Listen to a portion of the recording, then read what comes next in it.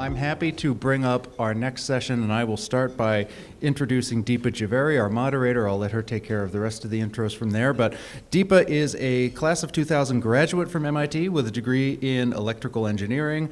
Most recently, she was CFO of XR Health, a healthcare virtual reality platform. Prior to that, she was at Bank of America Merrill Lynch in corporate restructuring and proprietary trading, and she began her career in investment banking at Morgan Stanley. So I'm very happy to bring Deepa and the rest of our alumni panel up. Thanks, everyone, for being here today with us. I'm Deepa Javeri, I think I already mentioned, class of 2000. I'm delighted to welcome you to this panel at the MIT Free Speech Alliance conference. Our focus today is on how alumni can engage to cultivate an environment that values free expression at MIT. Free speech ought to be a cornerstone of the Institute's culture of inquiry and discovery. The question before us is, how can we as alumni play a meaningful role in strengthening that culture for future generations of students? Our first panelist is Kevin Przybocki, MIT class of 86 and master's in 87 in mechanical engineering.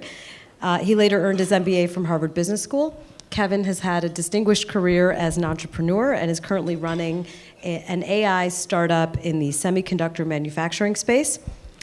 He has been deeply involved with MIT. We served together on the Corporation Development Committee of the MIT Corporation, and he has also served on the board of the MIT Alumni Association. He brings to this conversation not only the perspective of an MIT-trained engineer and innovator, but also that of an alumnus who has worked to guide and strengthen our alumni community.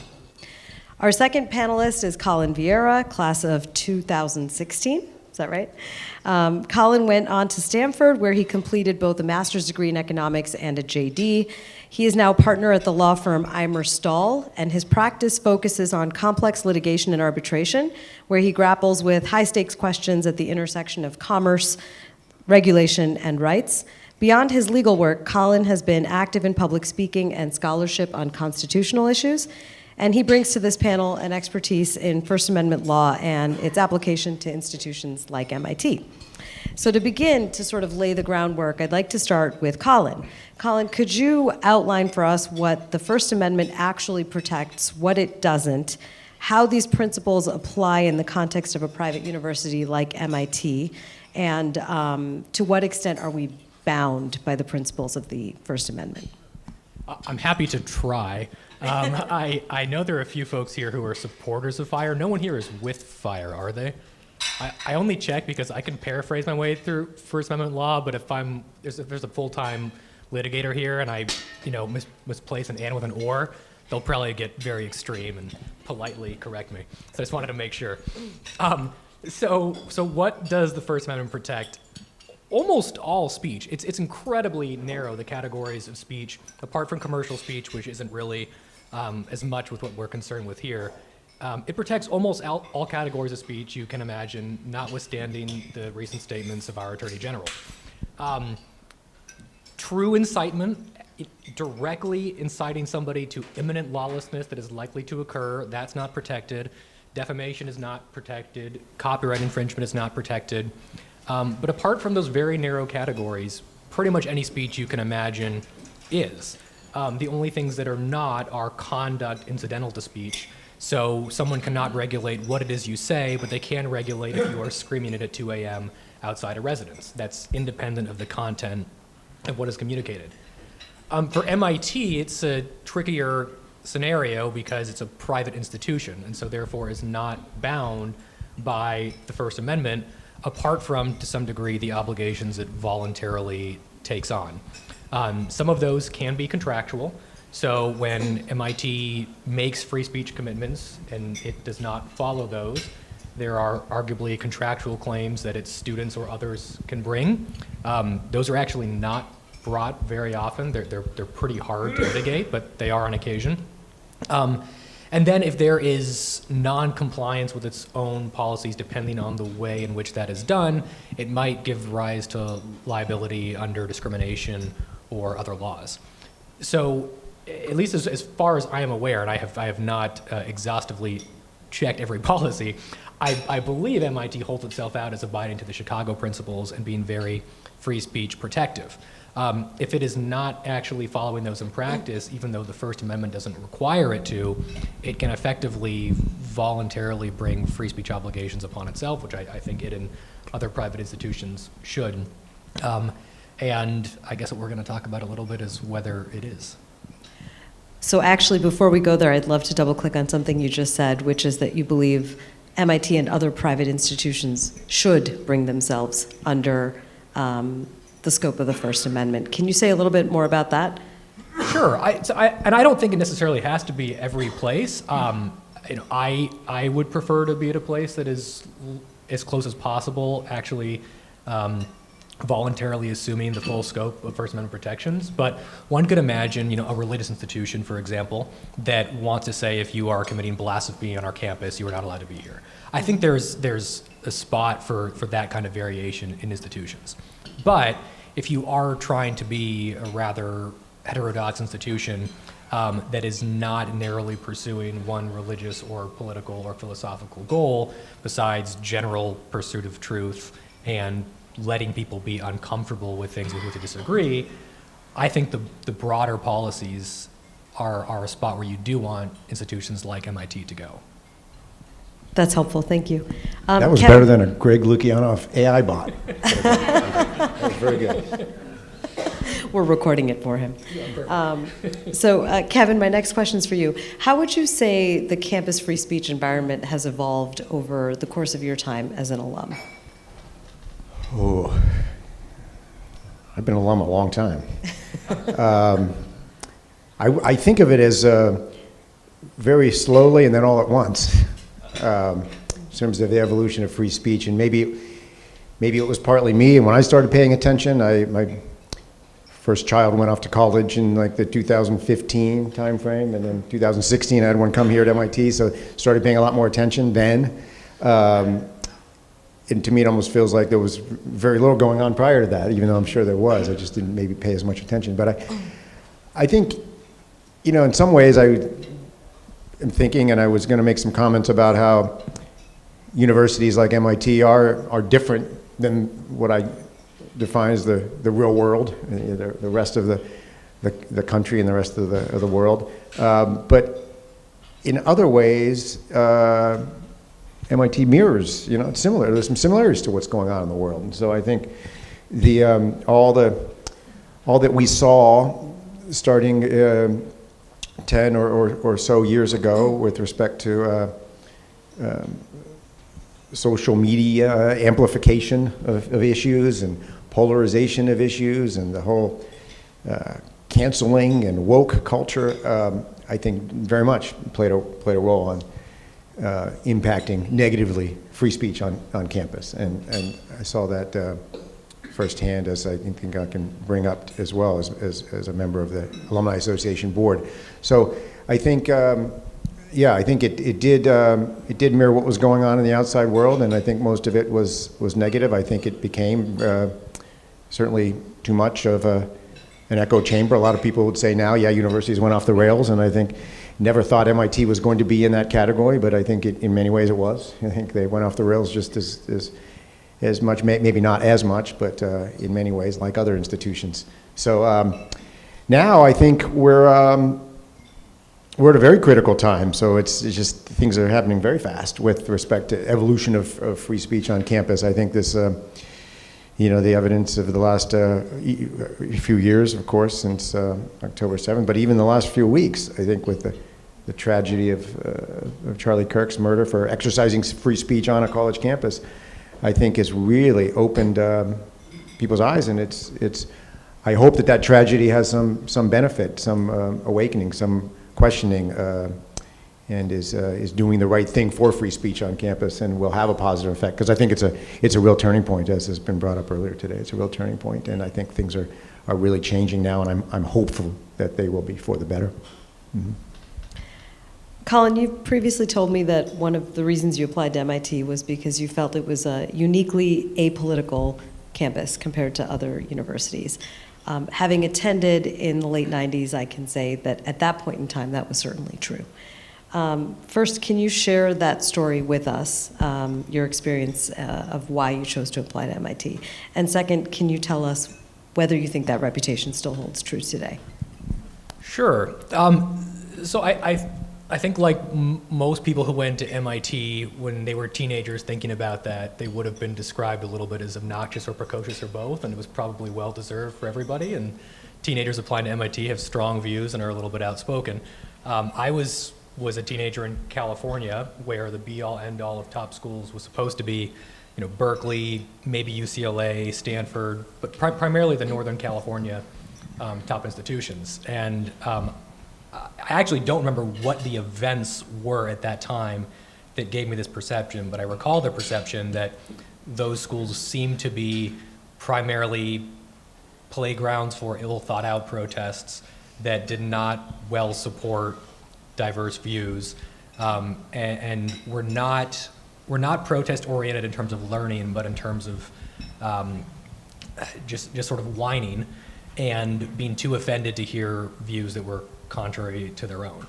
Even though I was coming from a political perspective of probably agreeing politically with the majority of what the underlying views were, but not liking the perception of the way they treated dissenting views on campus. And so I wanted to go, it's a novel idea, but I wanted to go to university to learn something, not just to be engaged in protest the whole time. And so MIT was the only place that I applied to. I wanted to go to an engineering school where we would just be learning what we were supposed to, and to the extent we were discussing controversial topics, it was not to act out, but actually to educate ourselves.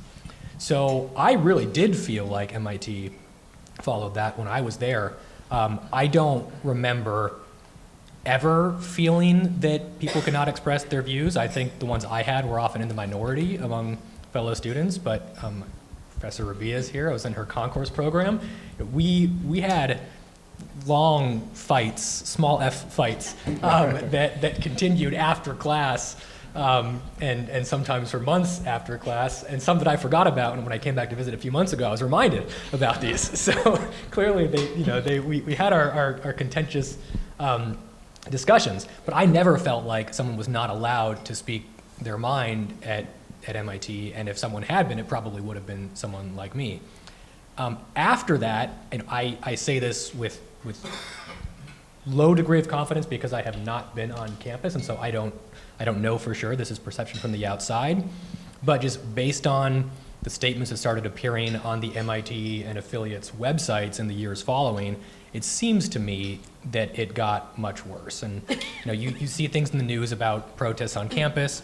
A lot of, I know now it seems to be that a lot of the so-called woke campus behavior gets traced back to George Floyd, but I think the majority was actually starting with Michael Brown about 4 years earlier. As far as I recall, that was when Black Lives Matter became very popular and a lot of campus protests started anew.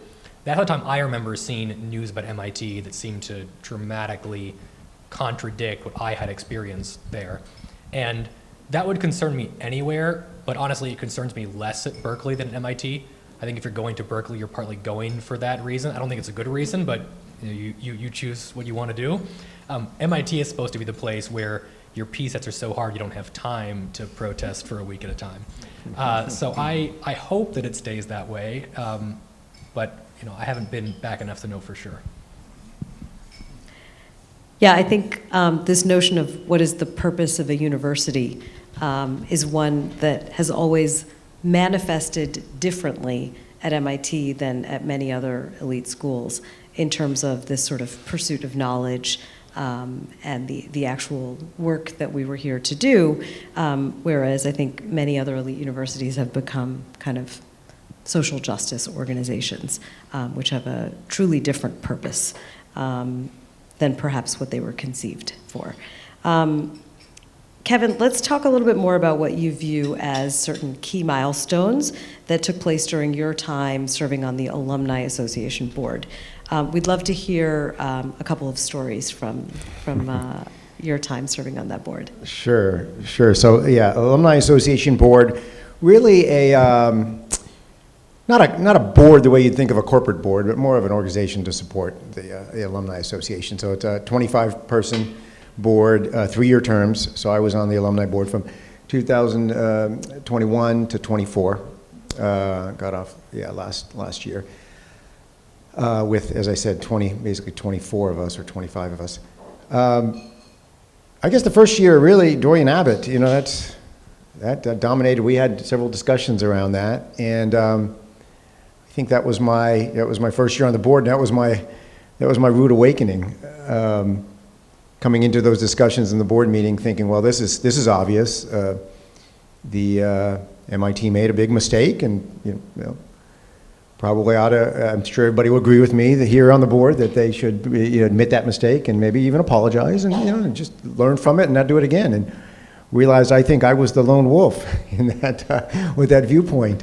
That I was just shocked. Even when we got into breakout groups and people would say, well, yeah, that was the right decision. And I think that was clearly based on the nature of that forum and his racist views, that it was the right thing for MIT to do. And I was shocked. I thought, wow, I really am in a bubble, because it wasn't long after that, I think, that sort of that odd ad hoc working group report said that they had feedback from alumni, and granted, it could have been a self-selected group that spoke out, but like 95% thought that it was a mistake, and that Dorian Abbott should not have been uninvited. So I feel like I was in, and I knew it at the time, I was in the majority, but it didn't feel that way on the board. I definitely felt like a minority.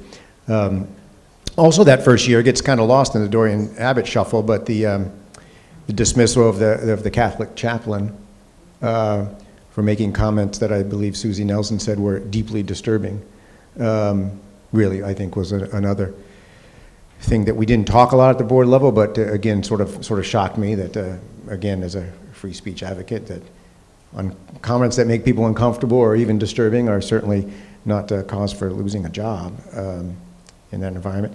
I guess there's another one, again, that struck me, which was this values statement. Came out around 2021, and really to sort of revamp what MIT meant, and some of you may have seen that. And it was another one on my board experience that stands out as for what it didn't say and for what it did say. I was really bothered by the fact that the word meritocracy wasn't anywhere in the MIT value statement. And in fact, there was some justification for that value statement and description of how it was formed and formulated. And it was a section, like a half-page section, why, explaining why meritocracy was left out of that value statement, and how meritocracy was a fraught term and caused people some real uncomfort. And it just shocked me. I thought, well, MIT, it's all about meritocracy, and that should be one of our core values.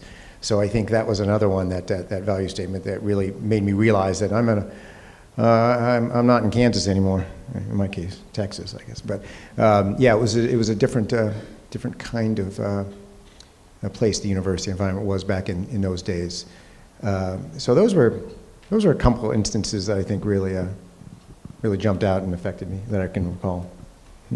Did you have to express unpopular viewpoints in forums that resulted in kind of uncomfortable conversations? How did you navigate that? And I guess against the backdrop of feeling like the odd person out on the AA board, what do you recommend to alumni wishing to have an impact on what might look like a situation that's unwelcoming to many viewpoints? Well, I think if you're a believer in free expression, I think it doesn't really hurt or impact as much to hear alternative. I sort of like the openness. I like the debate. I like to hear the counter views and the pushback. So that didn't really bother me as much. I think what it did reveal is that I think we all know that universities are bubbles, and I come from the real world, which is different from a university environment. And the alumni board, I realize, it's somewhere in the middle, right? It's not in the university itself, but it's pretty close to that. And many of the people who serve on on the board are very tied in with the university and very much have special interests to represent. And because of logistics and travel, many of them even still live right, within 5 miles of the MIT campus. So I think there's a very much of the culture people serve on those committees and boards is closer to the school than it is to the outside world. And I think, I think it's great to be involved. I think it's great to bring that. That's what I saw as part of my job, I think, on the board, is to bring that outside perspective. And it wasn't like nobody else on the board felt the same way. Maybe they weren't as vocal as I was, and weren't as much of a thorn in the side. But I think a lot of people did have those same views, or at least share some of them. But I think it was important. There's some real key ways to be involved with MIT. There's the Alumni Association Selection Committee that helps select the people who go onto the board, and I selected by alumni, and I ran for that this year and didn't get it. But many of the special interest groups do campaign and are very very aware and very they know what the value of being on that committee is and helping to select the future board members and the corporation members, which the board helps to recommend. So I think, I think it's important for a bunch of different things, I guess, to answer the question. One is to, as somebody said this morning, to reflect back to the Alumni Association what feelings are. I think it was important for me to, at the time, say, hey, many people in America are really dissatisfied with what's going on in university campuses. They don't trust universities. Our reputation is going down, and you're going to see, that's why you see it in some of the giving and the donations, is people don't like what's going on college campuses, and I think that was news to people. But I think it's important to reflect that back to what the thoughts are in the real, what I like to call the real world, the working world, the business world. And I think it's important to be involved in some of these committees and associations and boards as well, so you can make those changes for free expression. Yeah, no, that makes sense. So for those who might not be aware, the Alumni Association essentially recognizes groups that convene alumni across the world. And many of those are geographically distinct groups. And about 20 or 25 of them are actually affinity groups. And of those 20 to 25 affinity groups, there are a handful that are, there are about 5 to 10 that are based on identity. There are several professional groups. There are several policy area groups. There's a sustainability group, for example. As I was exploring the MIT Alumni Association website, I reached out to MFSA President Wayne, who's sitting right over there, and I learned that we, the MIT Free Speech Alliance, were denied recognition by the MIT Alumni Association. And as an organization, we went through a lot of effort to check a bunch of boxes that would allow us this recognition. Why is recognition important? I think it's important because you're listed on a website which MIT alums regularly go to figure out, hey, how can I get re-engaged with the Institute? And the list of organizations is really quite short, 20, 25. So to be on that list would be meaningful for our reach and for us to be able to grow our presence and our influence. Now, to reference something that Kevin was just saying, many of those groups actually are quite active, and active in electing members to the Alumni Association board who then represent the viewpoints of that group at the board. And so this kind of publicity, exposure, and potential to have influence at the board level of the Alumni Association is something I would love to see happen for MFSA. And so I do have a question, I promise. So the question related to that is basically for Kevin. When it comes to having more influence at the Alumni Association, how can those of us who feel as though the Alumni Association, there's really no one on that board that represents whatever views that we might hold. And there isn't an obvious way for us to influence the composition of that board. So I guess, what are your thoughts on that, and what do you suggest we do as alums to get more engaged with this? Yeah, that's, I remember that going on. It's funny because it never came to a board vote. Should MFSA be a member of the Alumni Association as one of these affinity groups? There's groups with all the clubs around the world, and then these different affinity groups. And it seemed, having been a member of MFSA at the time, it seemed obvious to me that it shouldn't be any reason why they wouldn't. And I remember talking to Whitney, who runs the Alumni Association, about it, and never really got a really good answer. It was just, they weren't ready, is what it sounded like. And I've since come to learn that I guess there were other members of the board who were opposed to having MFSA because they didn't like some of the ideas, saw them as maybe too, I don't know, too controversial, too focused on the DEI issue. I'm not sure exactly what it was. But apparently there were discussions. They weren't at the board level. They weren't, there was no board vote on it, but there were discussions, and for whatever reason, it was decided that it would not be brought to a vote to grant MFSA status as an alumni association group. So that has never happened, and we're still outside group. Oddly enough,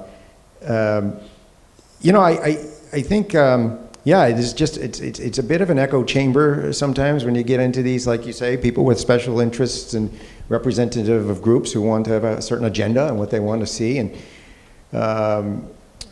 free speech is not one of them. And I guess, you know, it's a broad question, because how do you make, yeah, people talked this morning about there's certain things about MIT, the quirkiness, the hacks that are real fundamental and core, and I think meritocracy is one that's core to the institution, always have been. But how do you get free speech in that? It doesn't feel like, and again, maybe this is going to change right now with the Charlie Kirk tragedy and other things that are happening. Pressures from the outside world and the administration. Maybe there will be some goodness from it all, and free speech will become more important. But I do think it's, even in the documents you read that come from MIT, like this value statement, even if they mention free speech, and this is in the past, I think now that the President Kornbluth has accepted the recommendations of the Committee on Free Speech. I think that's free expression. I think that's a good step forward. But it used to be that, well, free speech it seemed like it was a secondary issue. It was important because it benefits to beneficial learning, to hear different ideas. Well, yeah, that's true, but there's much more. It's deeper than that. I mean, free speech is just core to self-realization and who you are and your consciousness, and it's just part of the Constitution, and it's part of who we are as humans. It's really more important than, well, we got to hear different viewpoints because that's educational. And I used to think that was the way it was referred to in the past. So I think somehow it has to be part of that core mission of MIT, has to be one of the core founding principles of MIT, and the ways to do that, I guess, are to be involved in these, communicate back to the Alumni Association or other people, staff at MIT, the president of MIT, and try to have influence in these committees that are help electing people to visiting committees, to the board selection committee, and to the corporation. Yeah. Colin, do you have any thoughts on the appropriate role for alumni to play in cultivating the campus environment, dedication to free speech? Seems like an invitation to self-flagellate, given that I've largely been completely uninvolved since I graduated. So I guess I'll do that.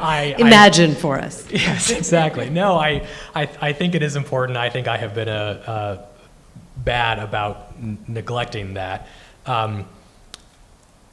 Part of that, to give a different example, after MIT, when I was at law school, I was in the Stanford Law Review Board, and I had to resign from that after I was outvoted 1 to 10 on getting rid of their blind admission policy, and then attending the selection process whereby it was obvious that there was no criteria besides figure out how to hit certain racial quotas for, for the publication of what the law review was going to look like. Whether or not the disclosed or implied race was real, there were definitely some Elizabeth Warren-style certifications there about, people with very Caucasian names who said they weren't. But this is not good. My honest reaction to that kind of thing was resign and just give up on these places. Don't get involved. And I've kind of felt that way about MIT for a number of years. On greater reflection, I recognize that is just, MIT is too important for that. It's just too important of an institution, not just for the students, but also for all the research it does, both for the private sector and for public developments. And it is very easy, and I include myself in this, to just get so dissuaded by being overwhelmingly in the minority, it seems better to dissociate. But things do come around. It might take a while. But to Kevin's point too, in that particular room, this was not going to happen. There have been other rooms where I have noticed that you seem to be the only one, and then if you say something, there's 7 other people who were too scared to say it. And so for an institution that is that important, I'll take it upon myself to get more involved, and I think others should too. Go ahead. I'll say something else that I heard Barry Weiss say that resonated with me on a podcast. I think, culturally, how does free speech become part of the culture? I think she said that the centrist idea has to become cool again. Right now it seems like all the cool kids are in the extremes, right? The ones with the wild leftist or rightist positions, and those are the ones getting attention. Those are the ones that social media dominates coverage of. And I think, what about just being a centrist? Why can't that be cool? Instead of, I feel this way as being a centrist. I think I, get criticized for not having enough conviction and being part of this mushy middle, without a lot of strong viewpoints. But I think that's got to become part of the respected part of the culture again, which is, I'm a centrist, and I believe in the Constitution, and I believe in free speech, and I believe in diversity of viewpoints, and those are good things, and those are things that we should aspire to, and those are positive actions. You don't have to be an extremist to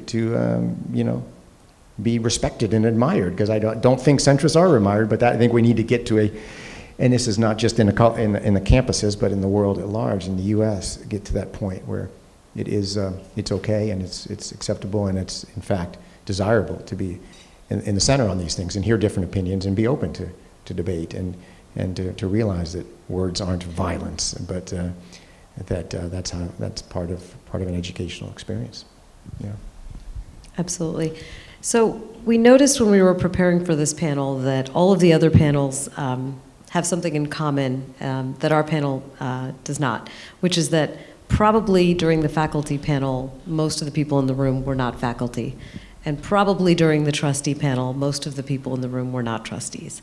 But during this panel, we believe there's probably a large number of alumni in the audience. And so what we would like to do is not just take questions, but also welcome comments. We would like to hear your thoughts as alums on how you have used your voice to have an impact or to try to move the needle on free speech on MIT's campus. And so those are our prepared remarks, and so we'd love to move to a more conversational style Q&A, if that's okay.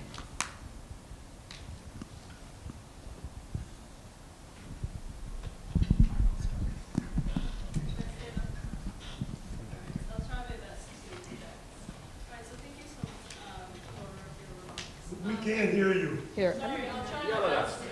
I'll make one comment, which is that among the alumni here, I feel like I'm one of the few youngsters. And I do wish that there were more of my class and adjacent years at Alumni. But that aside,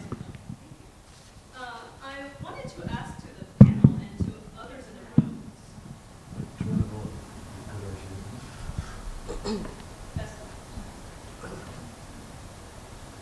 Hello?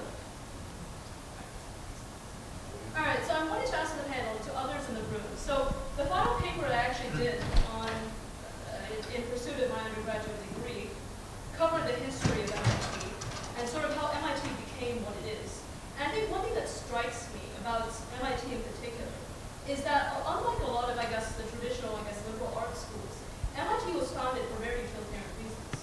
It was founded by the U.S. government under the Morrill Act. Well, it was not founded by the Morrill Act, but it certainly gained its status in large part due to this act. And this, I believe, set MIT on this course to contribute very practically to the developments of the United States. I'll just put it like that. And later on, MIT took on a role in local economic development, with the president at the time, Carl Compton, serving as part of the New Products Committee that sort of helped revitalize the New England economy. And so I say all this because all of this is quite practical stuff. It is directly impacting society, transforming society at a sort of technological level. So how do you square that with sort of this sort of almost abstracted, idealistic notion of free speech as seeking truth, or, in your words, self-realization?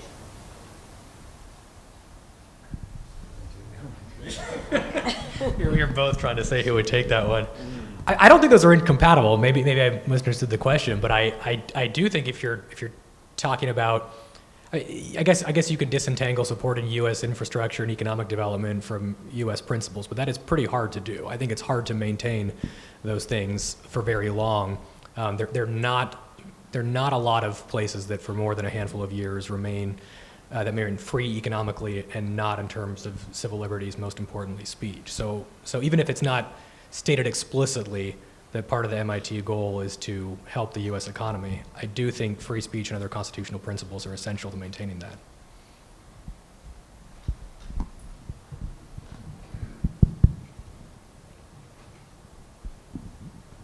Thank you. Since majority of academic world and universities in the United States exist off of taxpayer monies, why, on what legal basis, what was the legal thinking of not allows them not to follow the First Amendment? Okay. Again, no one from fire is here. I want to be really sure I'm going to get something wrong. So the public-private distinction is important there. There are, at any given time, usually some constraints on what private universities do. The difficulty is that when the speech aspects of the First Amendment run into other constitutional principles. So just to take one example, freedom of association or freedom of religion. I mentioned earlier, I don't have a problem in concept. I would not want to go there, but I would not have a problem in concept with a pluralistic system whereby somebody wants to start a private religious university and blasphemy is disallowed and you get suspended for it. I wouldn't want to go to that place, but I think it should exist. And so do you want federal government funding to be fully restricting every single university to be absolutist in terms of free speech? I think a pretty good balance, not necessarily in the enforcement, but in what the law is supposed to be, is that there are federal government grants, and if you're receiving funding, you are obligated to follow your stated free speech principles. So if there is a place that wants to carve out a slightly different version of what their speech environment is, I think that could be okay. You could have a university that said no political discussions whatsoever. I think that's probably too extreme, but that's not necessarily unreasonable if you're talking about 18-year-olds coming to campus. And so although I much more favor the very broad categories, as long as the federal government is properly enforcing those grants and saying if you've said you believe in free speech, you must follow it, and setting some minimum standard, I think that's a pretty decent compromise if it's followed. And you have to follow the titles. Right. And the Calvin principle, I think, is a requirement, but as long as you do that. Yeah.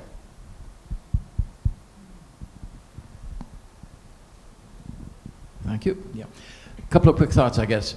First of all, going back to the board decision and the Free Speech Alliance, and I think maybe a thought to bring back would be to bring it back to the board in terms of the MIT mission and focusing on what Wayne articulated very nicely the other day on the MIT CIO call, which was settled science is dangerous, right? Free speech is really there for the advancement of science because the ideas get debated, they get proven right or wrong, and that's what leads to progress.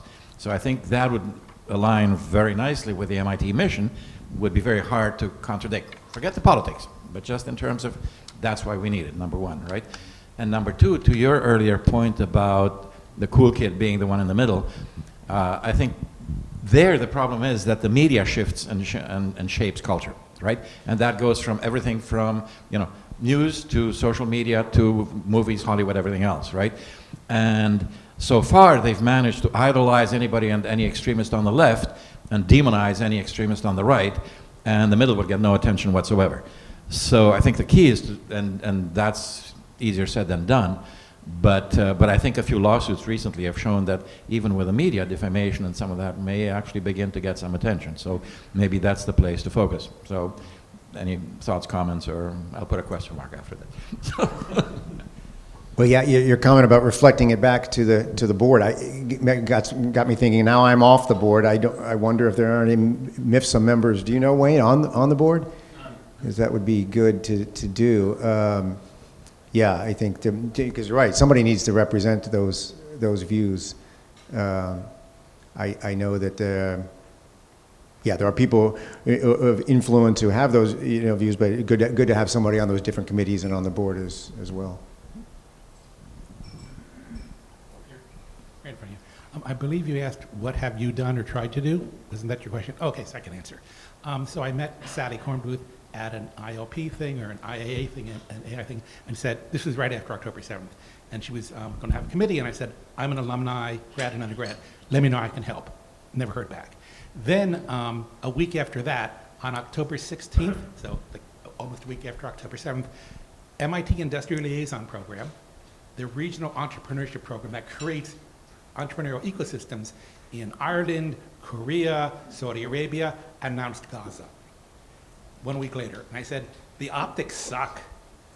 I'm a great, that was TPP as well as computer science. Creating ecosystems for entrepreneurs and startups is the greatest thing you can do. Announcing it 1 week after October 7th, probably a bad idea. Never heard back, of course. I also told Mark Warrenberg, who I know from the startup community, and it was ignored, but I've known him for like 2 decades. So, tried. I guess my response to that is it's really important for those of us who have views that we can express respectfully that might not be represented on campus to always have the courage to speak up. So thank you for doing that. One thing in terms of speaking up, I don't know, John, I was going to call you out here. Because I've read some of the correspondence that you shared with me, and you're back to the people in positions of importance like Sally or Whitney. And I think it's had a big impact on me when I was on the board. Just the concept of holistic diversity and diversity of viewpoints and how that can be propagated at MIT. And I think that's been really powerful. Now, not everybody's in a position you are of having served in some of the roles and maybe won't be listened to as the way you have. But yeah, I was just wondering if you have any ideas of has that had any effect? Some of your essays and your letters, because I think those are excellent ways, at least for me, to understand the issue and change the way MIT thinks about it. I think so.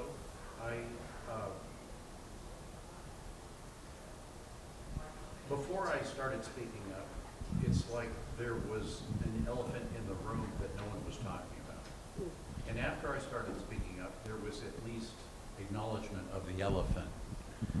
So that was a small step forward. Mm-hmm. Most recently, I've written and talked to Stu Schmill, Director of Admissions, about the Fair Admissions Supreme Court decision.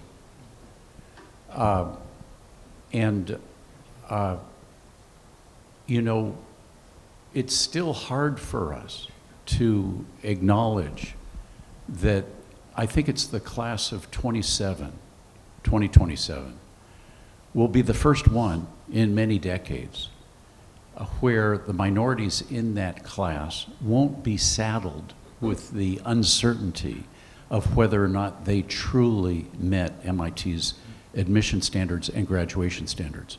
We should be celebrating that. That's a good thing.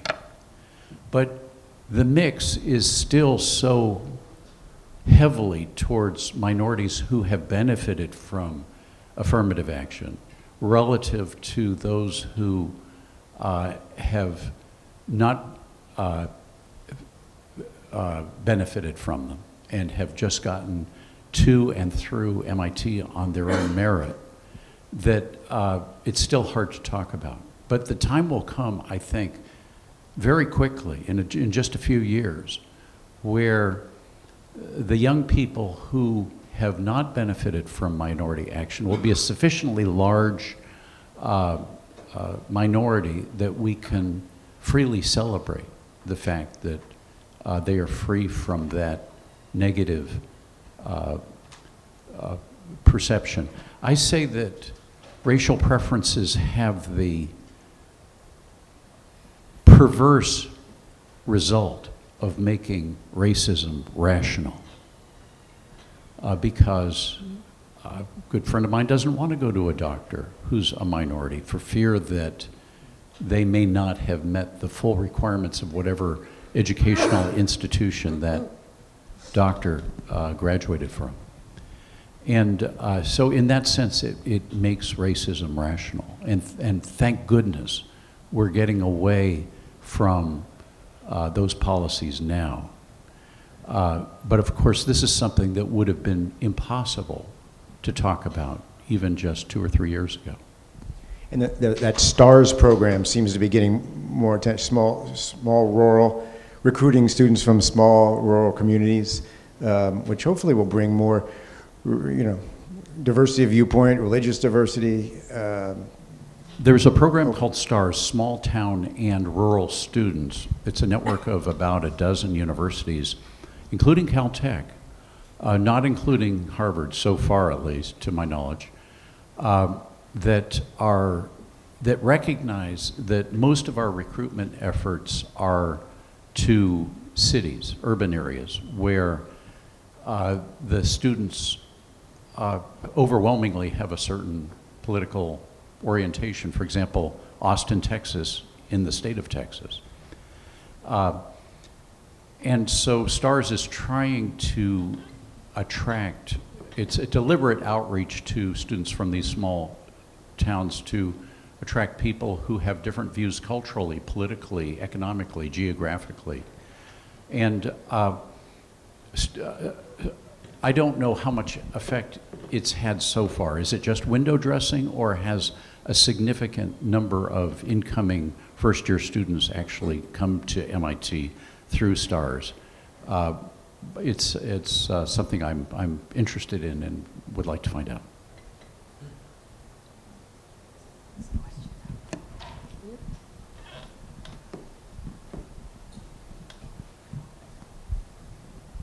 Hi, thanks. I'm Mila. I'm postdoc, recent alum. I was wondering if you were aware about a op-ed about research being done at MIT being retracted recently. The op-ed was based on publicly verifiable information. There was no opportunity for students to push back on the nominal reasons for the retraction. I think having a healthy student press is extremely important for freedom of expression at MIT. So what kind of steps are you going to be taking for the tech? And just something to add on, all the talk about meritocracy today reminds me that much of our board of directors is actually staffed by people who inherited their many millions of dollars. And I think maybe we should keep that in mind. Thanks. The op-ed, do you know, was it in the local, was it in tech? It was in the tech. In the tech? Yeah, it was in the tech. And it was retracted? Yes, I pushed the tech to retract the piece, retract the name, the title of the piece even. Yeah, and they didn't really see much mobilization about it. So I was wondering, yeah, that concerns you, the steps you can take. Can you tell us more about it? Do you know what it was called or what the topic was? MIT has actually issued no contact orders to like at least 10 associates about the article subject matter. I'm sorry, MIT has issued no contact orders for a lot of students, I think more than 10, and it's related to the subject matter of the article, so I'm not gonna elaborate, but if you Google MIT Tech, like retraction. This is the first I'm hearing about this, so I will I'll definitely go. look into this. I am one of the people who has no contact, but I don't think speech is contact. And I think everybody in the room would agree that speaking somebody's name is not contacting them in a meaningful way. But the MIT administration is absurd, so anyways. So the piece was specifically focused on CSAIL director, I believe, and I believe she's also on CJAC, Professor Daniela Roos, and her research, specifically criticizing her contract with the Israeli Ministry of Defense. And, you know, you can say that, you can have your criticisms of the piece itself, but what I found disturbing as somebody who was witnessing this article being retracted, I had a very minimal role in writing this article, but of course I did know the authors, was that they steadily retracted more and more of this article. So first they took out, I think it was like a section of it, and then they retracted the text, and then they retracted the title even, and they said something, and it was, and like, you know, I know people in the tech, and this decision doesn't seem to have been made by the students. It was by whoever the faculty advisors of the tech are, and I have no idea who those faculty advisors could be. And so I think that, yeah, so it's a very odd and almost very insidious sort of censorship. Was that the article about her office being attacked with blood on it because of those? There was that. No, it was an article published well before that incident. Thank you. I feel like we should have some offline follow-up on this. Yes, I agree. Yeah. I'm Wait. going to follow up on this. Okay, good.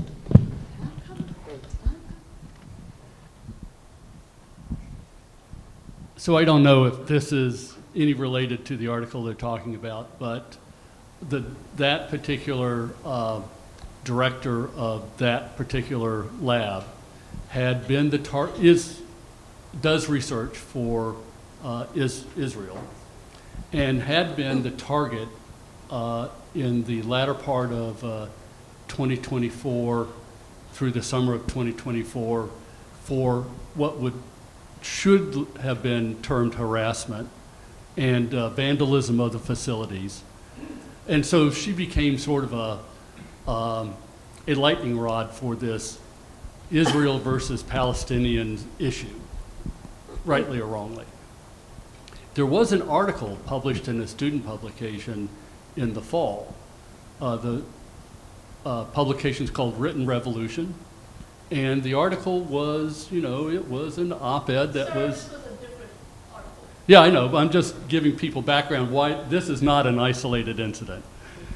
So, and the article was, again, borderline encouraging harassment, but definitely singled out this center, this director by name, and things like that. MIT pulled that article from publication, pulled the physical articles. And we, MFSA, wrote a editorial to them telling them that that was wrong, that they had no right to do that. It was purely speech. It was not immediate incitement to violence. It was an op-ed that, you know, you may or may not agree with it, but it was an expression that was allowed. Now, there may have been, so MIT is particularly on tenterhooks over this director, this lab, this set of issues, and so they are doing all types of weird stuff, but that pulling of the article from Written Revolution was clearly beyond the pale. I want to pick up on the final point you made too, which was around the composition of board of directors and maybe being people from a certain subsegment or wealth status or professionals, whatever. I agree. One thing I noticed about being on the board for 3 years, and I benefited from some of it being virtual too, but during COVID. But it's an expensive endeavor to come back to Cambridge for a board meeting, especially if you're not living nearby. And you know, when you want to represent international people, and it's not cheap to fly from Hong Kong or Texas or wherever to come back. And I think because of that, I was kind of an advocate. I raised this a couple of times. I think there should be some sort of, I don't know, financial aid for board members, because you know, if you're if you work in the nonprofit sector and you live far away from Cambridge, I think you should be represented on the board. And it's really hard to do that. So it tends to be people who are at a point in their life, either older people, semi-retired or retired, or just have that financial freedom, the ability to work from the road, or just pick up and come to Cambridge and stay in the Meridian Hotel and drop a couple $1,000. And yeah, I think that does lead to, you remember looking around, counting how many MBAs or particularly Harvard Business School people were on the board, and it was way too many. It was probably a quarter of the board had been, sort of that business background, or people who like to be in board meetings and say things, So we talked about self-selection a little bit this morning, but I think there are certain people who don't gravitate to being on boards either for geographic or financial or just their introversion or whatever. And I think that's a problem. I think you do get a certain lack of diversity and therefore lack of viewpoints in that scenario. I have a follow-up question about STAR that I'd like to know about. So if one is, please, so STARs from rural areas, if that were to include the South, I'd assume you'd get some economic and perhaps, hopefully, economic and racial diversity. So how has that STAR program created racial and economic diversity? Think, again, South, other parts, maybe the parts of the West. Yes, if you look at, I have an article that shows this. If you'd like, I can send it to you if you give me your email address. If you look at the chart of percentage of incoming first-year students to MIT as a percentage of the graduating senior class high school populations of the 50 different states, and sort the 50 US states from lowest to highest, the chart has basically two regions, a flat region at the bottom and an increasing region to the right, with Massachusetts being the highest on the right, in fact, off the chart, and states like Alabama, Mississippi, and so forth on the far left and the lowest. And so all the states that are most underrepresented geographically from this standpoint tend to be rural states. And so this program is recognized that, not just for MIT, but for all universities, and is trying to rectify that. And MIT has joined it. Now, whether it's just window dressing or whether it's had a substantive effect on the incoming freshman class over the last 2 years that MIT has been a member, I don't know, and I'm very interested. We have another one over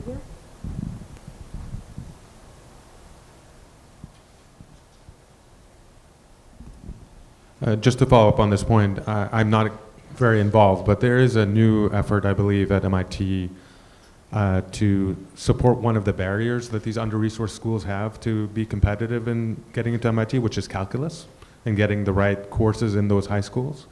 It's called the MIT for America Calculus Project. Fairly new, maybe related to STARS, I'm not sure. Out of the group at MIT, which is fairly small, that tries to encourage education and MIT students to be involved in education. So one of the aspects of this program is to involve MIT students in tutoring and supporting people at lower resource schools. And the pitch here is they're having trouble getting schools involved, and they're having trouble getting donors to support this program. So happy to circulate information about it later, but if you want to support that kind of outreach, I don't think they're getting a lot of attention right now. Yeah, working on the pipeline is certainly a better way to do that than inflating grades. So I wanted, Go ahead. Or relaxing standards. I wanted to make some comments just from my own experiences as, I guess, a more recent graduate of MIT. So first of all, I think that we should disentangle what the word minority means, because I am also, racially speaking, in the eyes of the United States, which certainly is not the only country with a racial classification system, a minority. I am Asian on both sides of my family. My father is Pakistani, so South Asian. My mother is Chinese, so East Asian. I have to say that when people say minority, they usually don't mean Asians, unless we're talking about the context of COVID and the unfortunate hate crimes that were perpetuated on my community. And I would like to remind everybody in this room that that the plaintiffs in the Students for Fair Admission case were Asians, and that a lot of emphasis was actually placed on the fact that Harvard, and I think its co-defendants, were holding Asians to a higher standard than any other racial group. And so I would just like to say that like, again, please disentangle what you mean by minority, and also remember that, that you can't consider, even within the category of Asian, all Asians the same. I certainly, grew up with a lot of identity confusion just within that singular category. And I would also like to comment on STARS and sort of, I guess, my own relations with it. So I came from both a sort of rural background and also, I guess, a more, urbanized background. In the sense that I spent most of my early years in southeast Missouri, pretty rural region of it, one of the poorest counties in the country, if you look at statistics, consistently so since the Great Depression. And I have to say that going from there to where I attended high school, which was in the DMV area, and then coming to MIT, I'm reminded that we don't talk enough about the rural versus urban gap. That, even years and years later, some of the people that I related to the most were other people who, if you looked at us, you wouldn't think we would relate to each other. But because we shared some of those characteristics of having grown up in a rural area, where, the thought of attending MIT, the thought of attending Harvard, Yale, Caltech, whatever, is like not even a thought in your head, because your greatest aspiration is the best school in your state. And you don't think that you have the capability to be one of those, MIT geniuses. And again, I think this relates to the idea of meritocracy and sort of, how it is a very complicated topic in that sense of, it is very true that not everybody has had the same opportunities that as others have. And I think that is sort of something that must be acknowledged. And I think that really this rural-urban divide shows it more than anything else. Thank you. Yeah, I agree. And one thing I really hope changes, I was as a board member on a committee that helped propose names for the MIT Corporation. We didn't select them, but we narrowed down the list and proposed those. And the list of criteria, there's a lot of names to go through, but it's really, I think, for me, very disturbing. It's a group of 6 or 7 categories about that person. And of course, it's gender, and it's geography, and it's ethnicity, race, and it's whether or not they contribute. And that's about it. Maybe their degree and year, so their age. But gosh, to me, it falls back, and I hope that the Supreme Court decision it will be an instigator for changing these things across the board, not just on undergraduate admissions, but in areas like this too, because I just think that's such a narrow concept. For example, the race ethnicity category, a person from a Jewish person or a Palestinian are both categories as white. That's how simple it is. They're both white. They think by having these broad-based categories, they're getting diversity of opinions and viewpoints as a proxy using these very crude categories, and I think it's silly. I think it shouldn't take place. They're not good categories, and they don't always show things like you'd be better off looking at the zip code somebody was raised in, or what the average income was of their zip code, or what their Myers-Briggs profile is. If you really want diversity, then saying, oh, this person happens to be, from the Midwest and they're white and they're, between age 30 and 40. Well, who cares? It doesn't mean anything about diversity of viewpoint. Yeah, I think having served on a couple boards and worked on the composition of those boards, I would say I would propose an alternative to that sort of a framework, which is that boards actually have work to do. There's a job to be done. There are usually skills required in order to perform that job. And so as an alternative, what we do on one of the boards I serve on is we look for folks with technology expertise, healthcare expertise, strategic planning expertise, real estate expertise. And so we do a skills matrix on our entire board and then evaluate new trustees in the context of that skills matrix. Yeah, the profession wasn't even listed as one of the categories. I would look on LinkedIn shocking. and see this person. I noticed that you left that out. Yeah. Go ahead, Wade. Yeah, I just want to give you some hope. Thanks, I need it.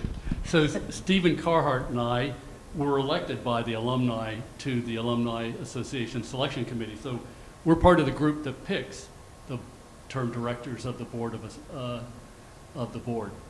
And this year, for the first time, the data we got to select people from no longer listed gender and no longer listed ethnicity. Good. For the first time. Now, you could probably figure it out if you really worked hard, but MIT, at least from the slice we see, is backing off of that, and I presume they'll be doing the same thing on the corporation-oriented stuff as well. Good.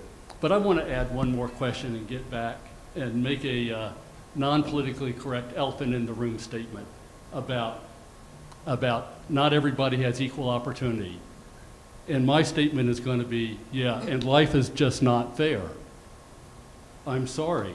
You know, MIT, I'm an educational counselor. I interview people to come to MIT. There are loads of qualified kids who don't get in. 1 out of 25, 1 out of 20 are admitted. What I tell the people that I interview is, doesn't matter. And I interview all kinds of ethnicities, parents' backgrounds, all kinds of things, is when you get into MIT, you've been selected into a very elite group. And you don't have to worry about your brotherhood, pardon the gender-based term, you don't have to worry about your connection with the rest of your classmates because you're all part of the same elite group. And that's the way it is. But if you didn't do the work, if you didn't meet the criteria, if you didn't get selected, it's not fair. I mean, there's loads of kids that could have been successful at MIT that I've interviewed, and they don't get in. It's just not fair. But that's the way it is.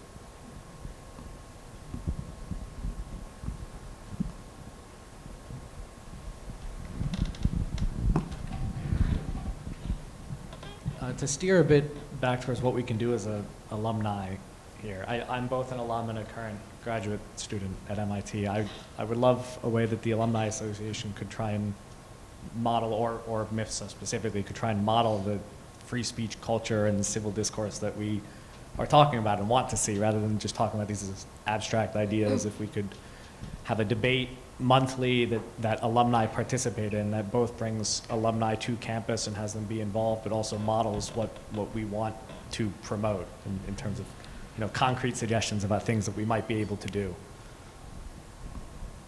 There's no question, that's just a statement.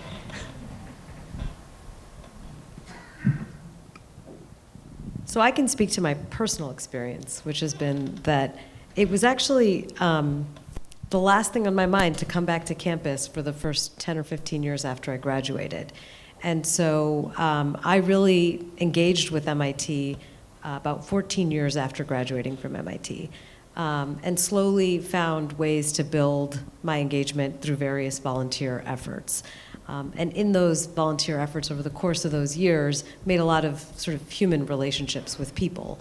And really only found myself in conversations where potentially silencing viewpoints were expressed relatively recently. I would say probably in the last 5 to 7 years. And over the course of that time, because I had begun the process of relationship building back in 2014, people already knew me as a person. And so then to come out of sort of my shell and make touch on third rail topics, or make observations, or express viewpoints that would be unpopular, I felt like I wasn't, I had already established the political goodwill required to not be othered or boxed out of conversations. So I guess my thought would be, yes, it's important to have this culture of free speech and free discourse, but it's also incredibly important to connect with people over the values that you do share, and to connect with stakeholders at MIT over your sort of shared humanity. So I always try to start every conversation, every meeting, every new face I encounter with personal conversations that really have nothing to do with anything political.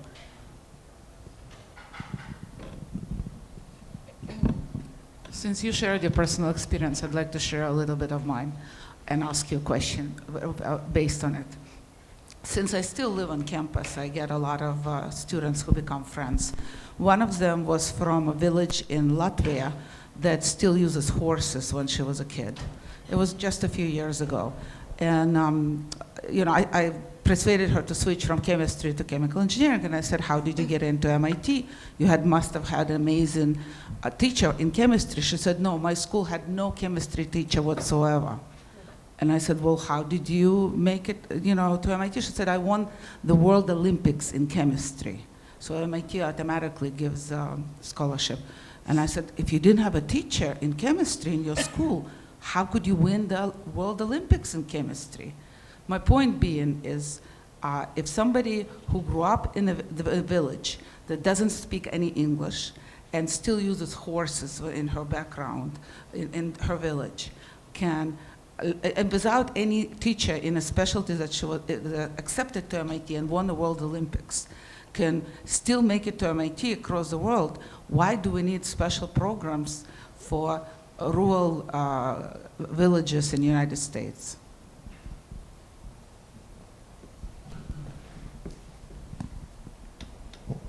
Well, I guess to get more of her, more students like that. I agree. There's a lot of stories like that, and they're great stories. I hear a lot of those types of stories from MIT, and even other stories aren't always the same as they appear on the surface. I met a guy. I thought, wow, this is kind of boring. Grew up in Connecticut and works as an investment banker and went to Yale and business school. Privileged, spoon in the mouth, right? Well, why did you go to Yale? I asked him, and he said, well, because my dad was a janitor there, and it's the only school I could go to for free. Otherwise, I wouldn't have gone to college. I mean, so things are different than they appear on the surface, and there's a lot of stories like that. I think are really meaningful, and I think the STAR program is to get more people like